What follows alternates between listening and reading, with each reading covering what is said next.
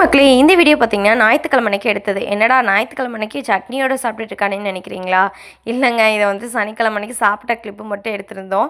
ஞாயிற்றுக்கிழமை பார்த்தீங்கன்னா நாட்டுக்கோழி எடுத்திருந்தோம். பட் ஞாயிற்றுக்கிழமை வீடியோவே எடுக்க முடியல. குட்டி மயிலுக்கு பார்த்தீங்கன்னா உடம்பு சரியில்லை. அதனால நை நை நை நைன்னு அழுதுகிட்டே இருந்தான். ஈவினிங் போல் பார்த்தீங்கன்னா அம்மா வீட்டில் வந்து ஈரோடு வந்துட்டு கிளம்பிட்டோம்.